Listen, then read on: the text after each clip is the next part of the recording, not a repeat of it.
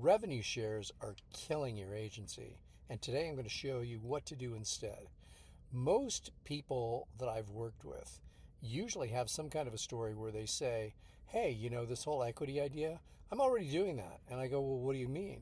And when they explain to me the deal that they're doing, it's inevitably a rev share agreement. That is very, very different than an equity deal. It's the difference between getting a piece of the action for a while versus getting a piece of the action forever. And that includes after you are gone and your kids continue to get paid. You wouldn't get that in a rev share deal. And I've seen this particularly with an example of a copywriter client, now partner of mine, who was involved in a rev share agreement. And what happened was when this particular client of theirs decided to get out of the deal, they no longer had any ongoing revenue. They were really excited when it was going on, but after it was done, they were done, the money was done, and they were screwed. The revenue share trap, as I call it, is truly a trap because you think you're getting a really great deal, but as opposed to an equity arrangement, you're not, because this trap pulls you in thinking you have ownership when in fact all you've got is a small share of the results for a short period of time. Very, very different than an equity arrangement, which means that you have a piece of the business. You get a share and a piece of the action forever, not just for a period of time. Okay, so why do most agencies fail with a revenue sharing agreement, and why am I pushing this concept of equity? Which is because in a revenue sharing agreement, clearly the revenue that is shared is very, very temporary. It's for a period of time until the client decides they don't want to do it anymore. And frequently, when you start to generate some real good money for these clients, they find a way to weasel out of these rev share deals by creating some kind of an exit strategy that only helps them and doesn't help you. They get out of sharing revenue with you, but you end up not getting what you deserve. The other thing about revenue sharing is you're fully dependent about the client or on the client for executing what they need to do to make this happen, so that you're not really a partner, you're just an outside bystander looking at them doing what you hope to be the right thing, and sometimes it is, but a lot of times it's not.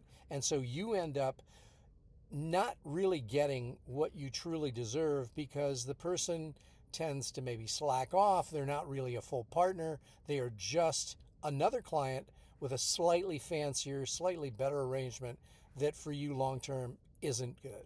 You'll also find that with revenue sharing deals, all of a sudden there will be what I refer to as scope creep. This is where your initial designation of what you're supposed to do and what they are supposed to do changes slightly because they become dependent on you to be doing the things that they were initially supposed to be doing. And as opposed to an equity share agreement where the partnership roles are laid out very clearly, rev share deals tend to be a little bit more open-ended, and you as the partner, in this case the client, the revenue share recipient, ends up getting dumped with a lot of things that you didn't initially intend to have to work on, but you do because you're getting a piece of the action. So what is the alternative then to a revenue share agreement? Again, I applaud you for moving in the right direction. You went from a retainer model to a revenue share model, but that's only part of the way there. To get fully there and to be in the correct position for you and your heirs, you need to move this to an equity deal. And that involves having and putting together a simple one-page agreement that can be done that explains exactly who gets what and how much and what percentages you share in going forward.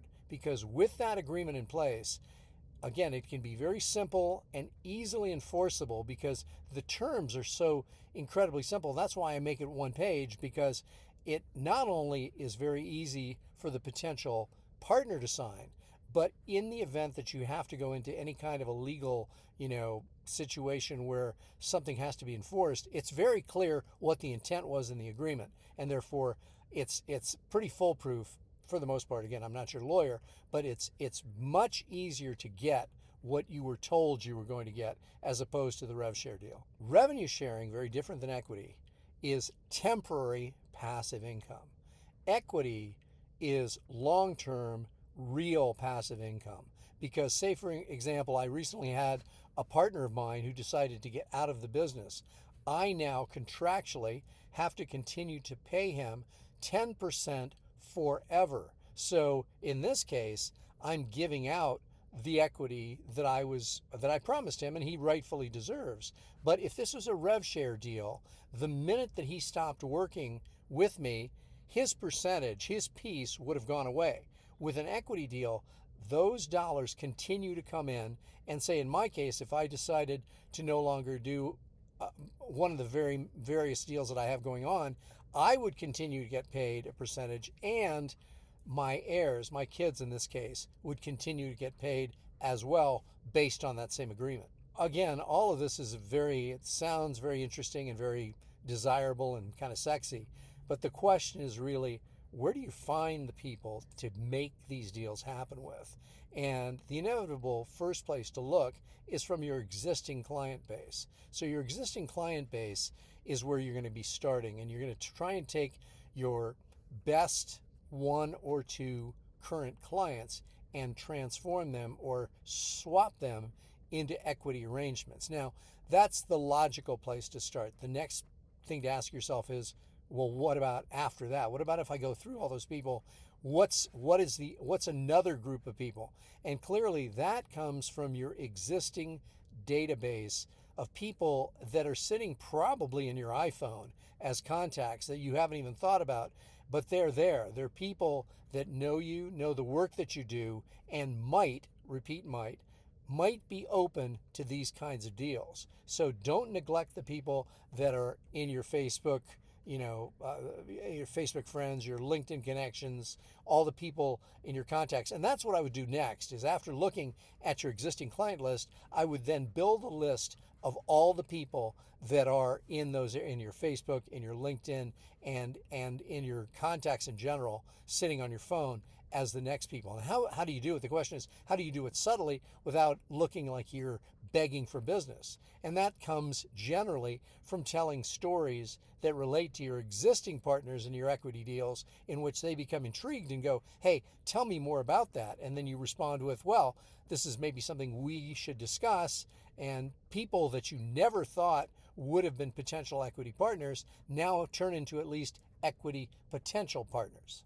Now, clearly, the person who is doing a rev share deal with you will be less concerned about the legalities and the fine print of a deal than they will about an equity deal, because the equity deal, obviously both parties are committing to something that's more of a marriage rather than a boyfriend-girlfriend situation, or girlfriend-girlfriend. I'm not trying to be particular here, but in other words, a temporary situation, at least on paper, versus a more permanent situation.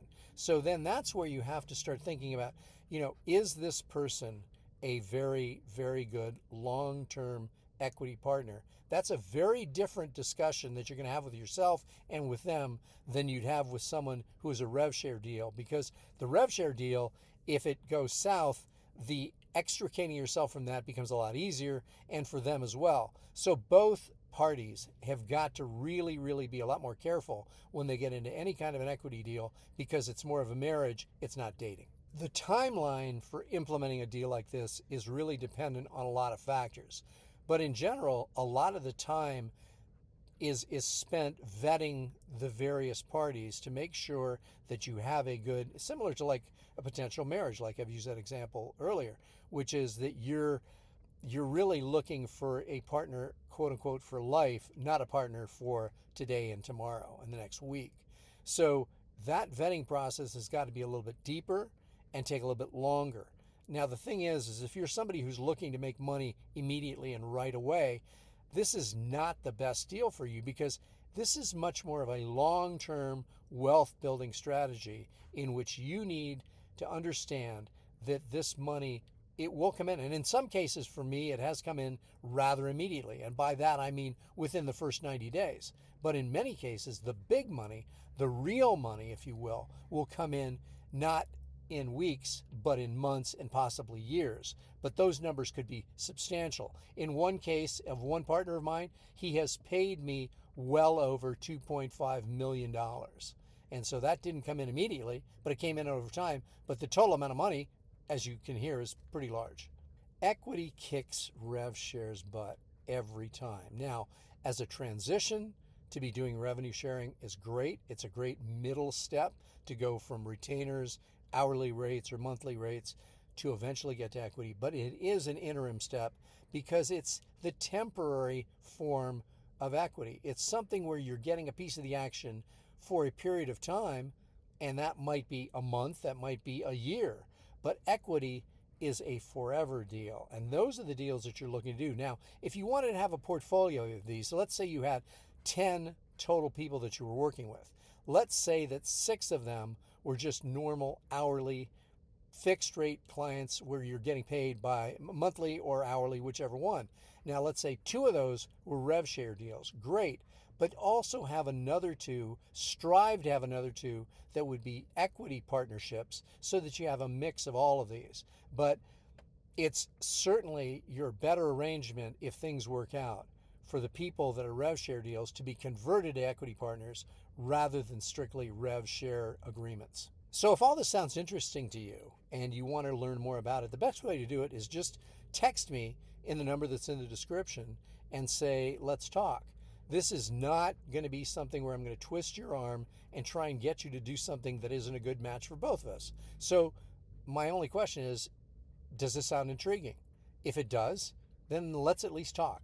Text me at the number below, and I look forward to hearing from you. Stop trading time for temporary revenue and income and start transitioning to a situation where you get paid ongoing and forever with equity deals.